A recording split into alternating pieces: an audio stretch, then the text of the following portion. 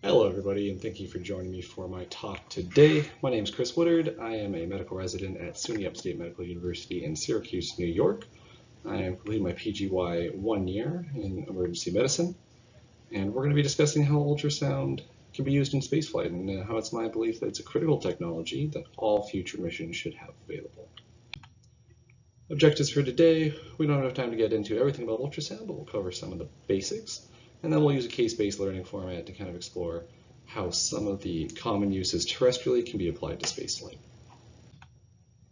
I have no disclosures. I am not on the board of any ultrasound companies. I am just an ultrasound enthusiast. So why ultrasound?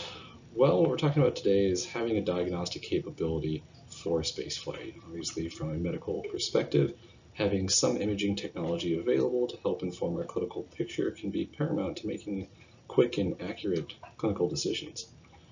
Ultrasound has a major immediate benefit of a simple size to weight ratio. If we think about CT scanners and MRIs, they give us excellent images and we use them much daily. However, they're large, massive machines, incredibly bulky and incredibly heavy. If we think about launch landing capabilities, then we have to heavily consider what technologies we're taking. Everything will be limited, and if we end up with a larger or heavier technology, we might be limiting another tech that might be incredibly vital. We also have the benefit of ultrasound not having any radiation.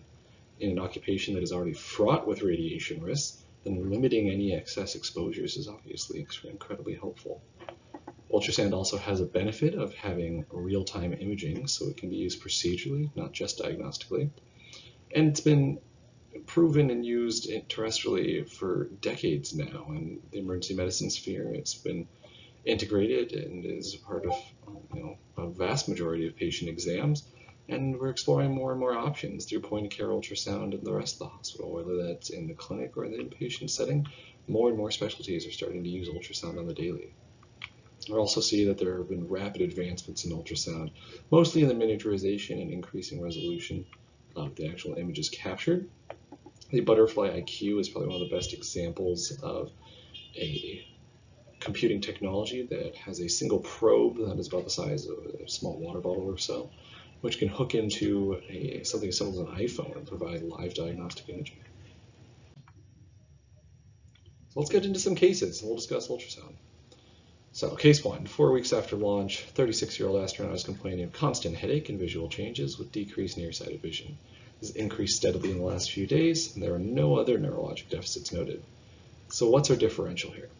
When we think about this patient, this is one of the more broad chief complaints that we have in the hospital, and it's a headache. It has some neurologic component to it, so we have to consider that.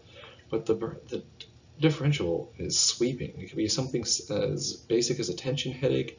Is this aggravated by sleep deprivation, a known entity in spaceflight? Maybe this is someone who has chronic migraines.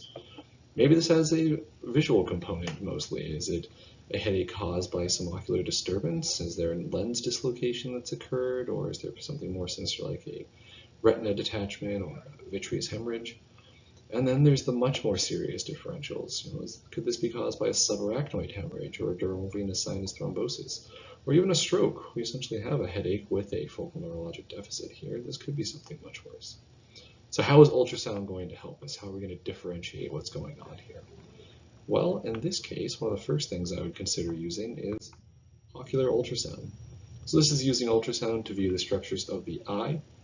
This is actually an incredibly proven technology in spaceflight, and it's used in weekly protocols, and dozens of protocols have been done to study structures of the eye and how microgravity affects the eye. And you can see here in the image on the right that ultrasound gives us an incredible view of the actual structures of the eye. We get the anterior chamber here and the posterior chamber. We can see the actual structures, including the lens, the iris and pupil, and the retina. We can see the vitreous. We'll be able to see if there are any dense objects floating within the posterior chamber, something like a vitreous hemorrhage. And then we can also see the actual optic nerve sheath, where the optic nerve descends from the brain and enters into the eye. This is what I'm most worried about here when we're doing our ocular ultrasound. Obviously, we're going to look and make sure that the lens is still in place, the retina is not detached and floating, and again, we don't see any hyperdensities either within the posterior chamber or lining the actual posterior of the eye itself. We're also going to measure the optic nerve sheath. We're going to measure about 3 millimeters back from where the optic nerve enters the eye, and then we're going to measure the width here.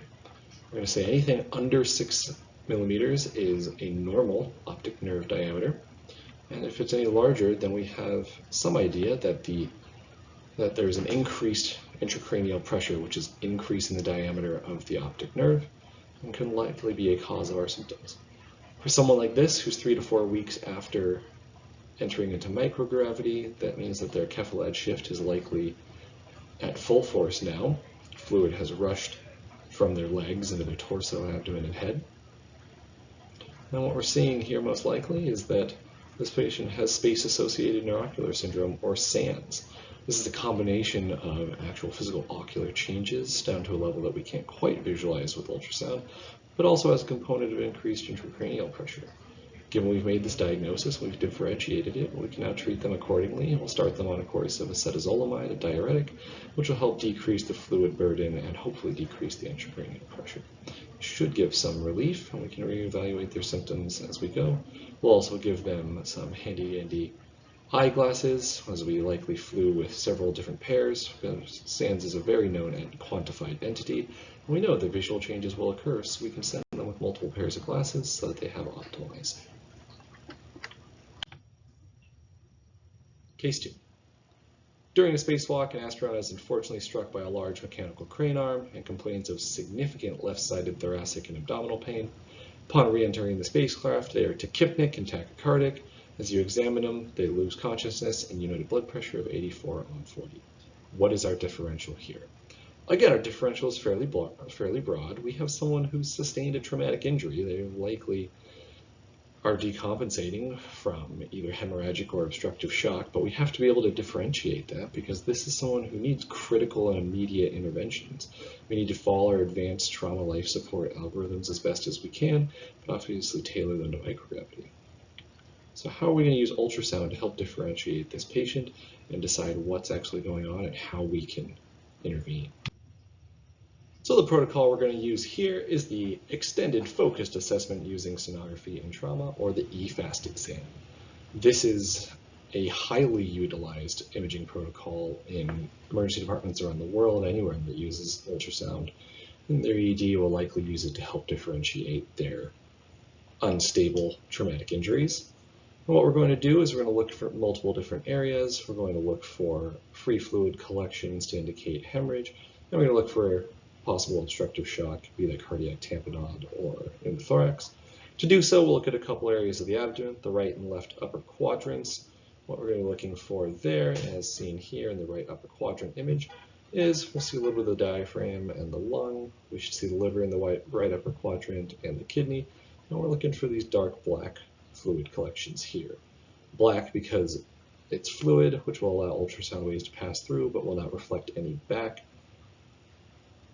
And there shouldn't be any free fluid within this patient's abdomen. In the setting of trauma, we can assume that this was something new and that they likely have an internal hemorrhage and that their decompensation is due to hemorrhagic shock.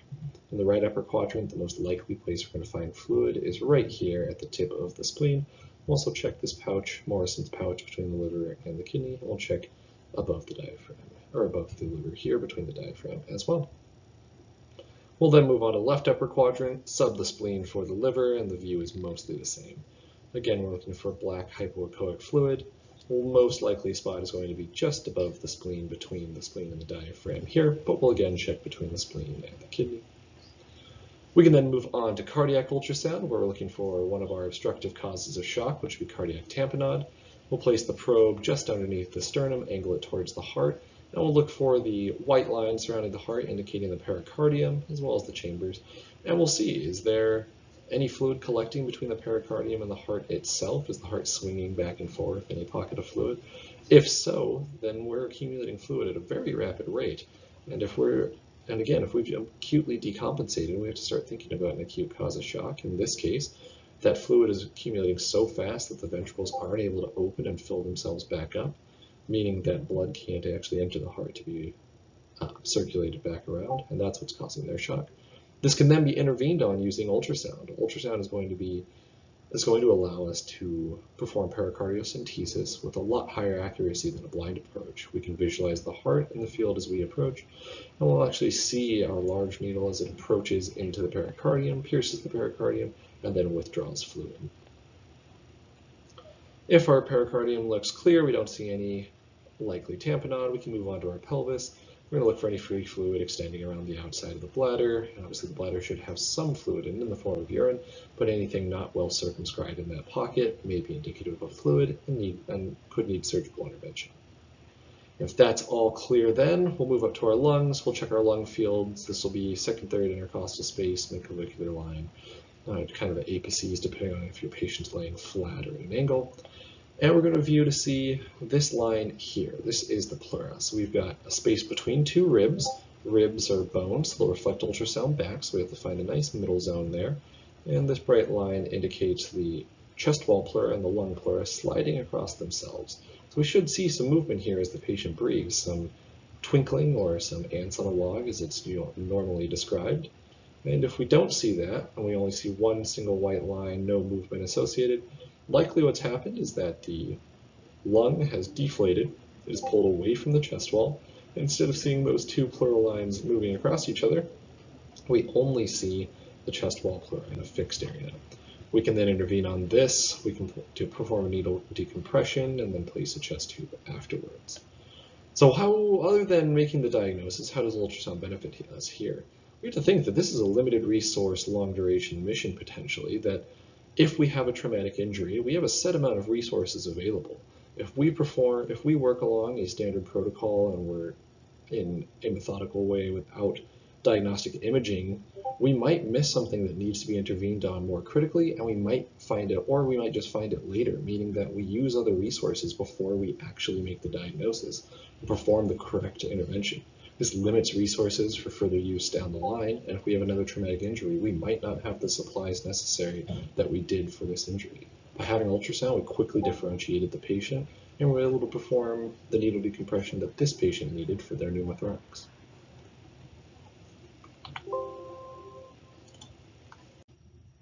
So we'll move on to case 3. An astronaut is traversing through the ISS when they suddenly feel some intense pain in their left ankle. They ask their crew medical officer to investigate as they are having trouble maneuvering in microgravity. What is our differential? Well, this is someone who was moving throughout and then had some sharp, intense pain in their ankle. We'll say they don't have any neurologic or cardiovascular deficits here to indicate an extensive injury that is needs to be emergently diagnosed. And there's plenty of anecdotal evidence to say that maneuvering microgravity takes a lot of fine adjustment. Is this someone who simply pushed off too hard, banged their ankle on something, where they caught on some floating debris or any extenuating wires or cables? Or is this something worse? Does this person have a fracture? Have they been in space for long enough and not had adequate interventions for their bone health such that they actually have a pathologic fracture? Maybe they have a dislocation. Maybe they did bump into something and it caused a small dislocation, which is causing their pain. Or is it something more soft tissue? Do they have an ankle sprain simply? Or do they have something worse like a tendon rupture? Well, we can use the ultrasound to differentiate that and decide if this is something that needs more extensive care or if this is something that should get better in the next couple of days. So how is ultrasound going to help us here? Well, we're going to use musculoskeletal ultrasound to examine their ankle. We're going to take a look at their long bones, and which can help us determine if there are any fractures. We can view their tibia and fibula and look for the actual bony cortex and see if there are any step-offs or breaks. This is tested by NASA actually previously using a series of cue cards. Astronauts were able to diagnose fractures after only a matter of minutes of reading and understanding the protocol by just looking for simple step-offs. We can look at the joints. We can see if there's any dislocations or subluxations. Is someone who pushed off so hard, or maybe they're caught in a cable and their ankle was twisted. They've actually dislocated something.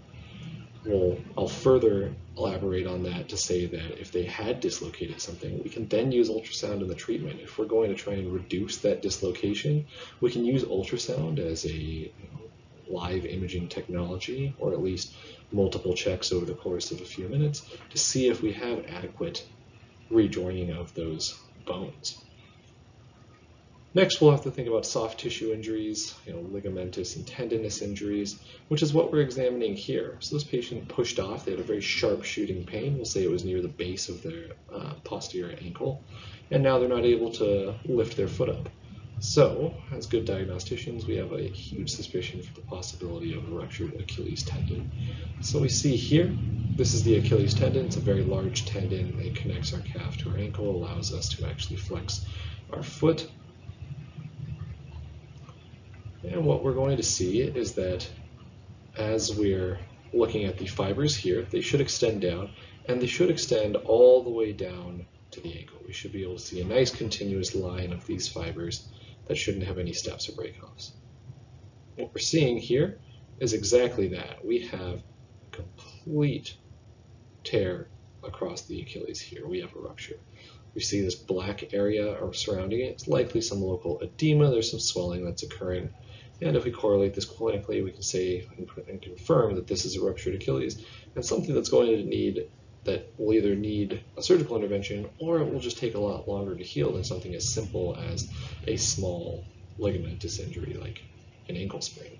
Be able to make that diagnosis, we can adequately provide medical care, and hopefully this isn't something that will become mission loading. Ultrasound can also be a further benefit. Say this patient did have a fracture or dislocation, something that needed to be reduced. Then we can use ultrasound to perform nerve blocks, a hematoma block in a fracture, where we can inject some lidocaine around the actual fracture site, or a more specific nerve block. Pick any of your motor or sensory distributions, and there is a nerve block protocol that is available for it. And providing both pain relief and analgesia simply for the actual reduction itself.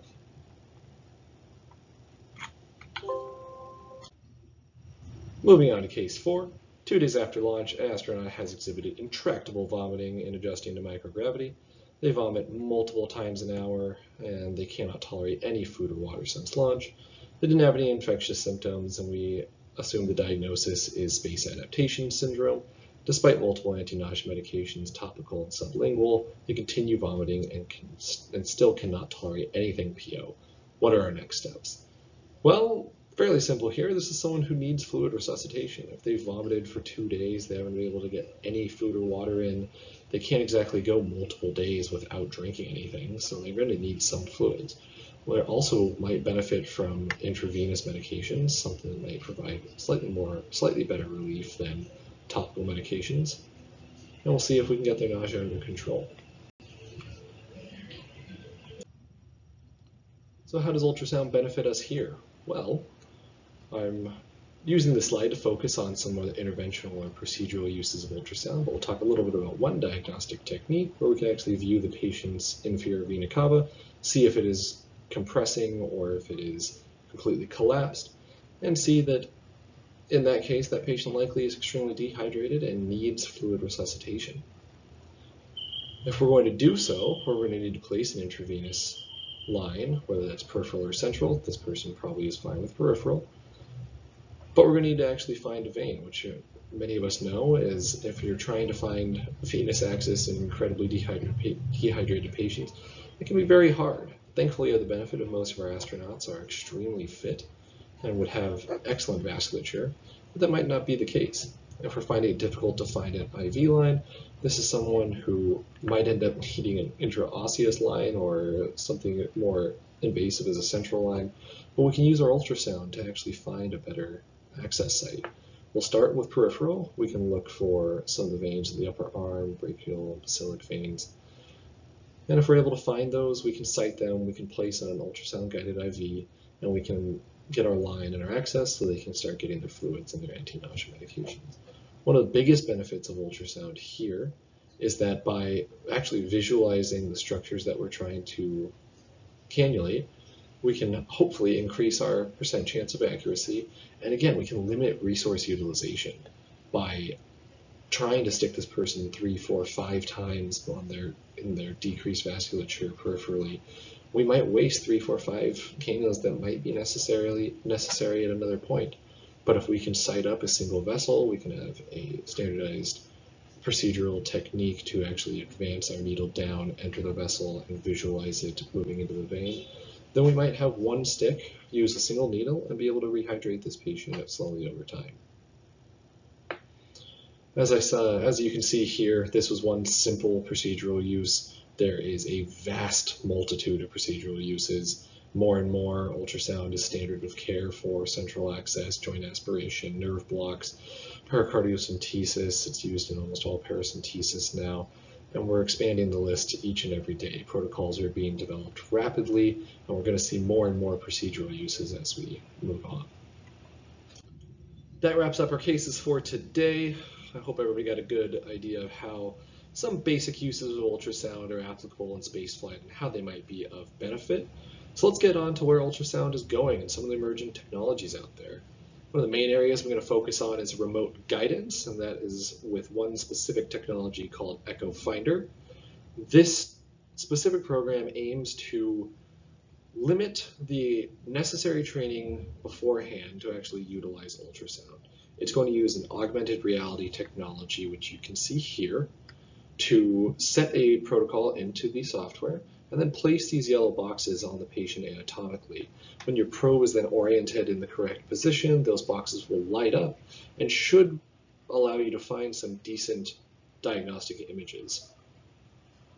This is being tested by CNS and has had really good data to support it currently, and I think is a likely adaptable technology in the future, not only for spaceflight, but think about the uses in any remote medical field.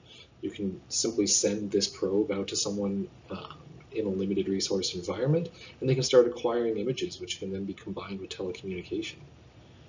Beyond telecommunication, which we won't really talk about, it's a known entity, and it's how a lot of ultrasound functions currently on the ISS. But we'll think about remote learning and compiling databases of ultrasound images that are easily viewed and accessible and integrated with something like Echo Finder, so that someone with limited experience, like a CMO, could actually not only acquire images, but make accurate interpretations of their images as well and act on them as necessary. We'll then think about some procedural uses. So this is beyond what we talked about in the last slide, and think about the actual physical procedural use of ultrasound. And there's one technology I'll focus on in the actual manipulation of kidney stones. There's multiple companies around the world who have found that by using the sound waves the ultrasound provides itself, we can actually manipulate small objects. And if someone has something like an obstructing kidney stone, we can actually help it to dislodge and decrease the pain, hopefully pass on its own, and decrease the risk for any further complications down the line. Again, as I've reiterated multiple times, we're also getting smaller and better technology daily. Images are getting to be higher quality, and the technology is decreasing in size and weight. We also think about combined imaging studies. Again, this usually uses something like CT or MRI combined with ultrasound to create better, high quality and more live images. But if we are able to decrease those technologies by combining all of the technologies together, we might have much higher quality images than ever thought before. We'll also think about contrast studies. There's companies out there working on microbubble studies with hyperdense ultrasound reflective layers to the microbubbles, which will actually reflect ultrasounds back and allow us to view small vascular structures or many different GI structures and use it much more like a CT, something like a CT angiogram completed only with a probe and a small amount of fluid. Now, I know I've talked a lot about the advantages of ultrasound, and obviously this comes from someone who uses it in their daily job, and as I said earlier, I'm an enthusiast for the technology. I think it has a lot of potential benefit, both terrestrially and in space. But it does have disadvantages, the most common being that it's an operator-dependent technology. At the present, you have to have extensive training to be able to use it effectively, and you have to be able to interpret the images, which is why you see this is mostly used in healthcare by physicians themselves. There are ultrasound techs who are excellent at acquiring images, but we also need to think about how we can act on those, which gets us into the classic screening dilemma. The idea that we have diagnostic capabilities which might allow us to understand what's happening, but is there a benefit to that? If we don't have the medical resources available, are we actually going to need to be acquiring any images? We then also have to think about the size, weight, benefit. And like I said earlier, this is everything that we're going to be using has weight and it has size, and it can displace other technologies. If we look at the crew module of Orion here, this is a couple hundred square feet, and if we're using even a couple of feet and a few kilos to place an ultrasound on that, we might be limiting a critical technology that would be necessary, or even just, it doesn't have to be necessary, it could be of a higher benefit than the ultrasound. We also have to think about the idea that currently, and likely for at least the short future, most of our astronauts are extremely fit. They go through rigorous training and screening tests to show that they have limited statistical chance of needing any critical interventions in space. And if they have a lower statistical chance of needing healthcare, then why do we need to be diagnosing what might be occurring with them? These are just a few, some basic ideas and kind of standard thoughts about the disadvantages of ultrasound. Again, I don't believe that they outweigh any of the benefits that are available, but there are considerations that have to be taken into account. So in conclusion, I think ultrasound is really our only feasible imaging technology. We're not flying CTs, we're not flying MRIs, we're only going to be able to fly small diagnostic technologies, and ultrasound's the only thing that fits that bill. Thankfully, it's got plenty of evidence backing it, both terrestrially and in space, and I think it's something that we can feel safe about using, and hopefully it'll be easier and easier to use. It'll decrease the actual training necessary so that any CMO on any mission could be able to use it effectively.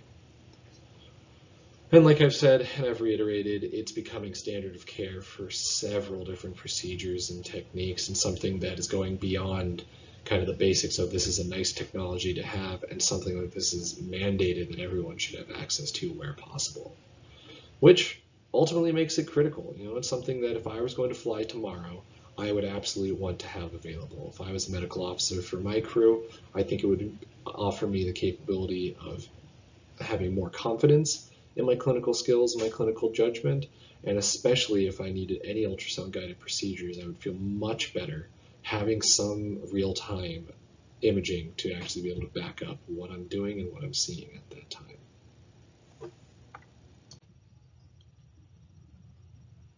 Again, thank you everybody for joining me. These are some of the references I used for my discussion today.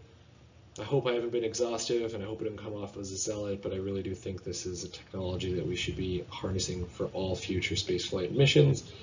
And I hope this was a decent discussion for everybody to listen to. Thanks for your time.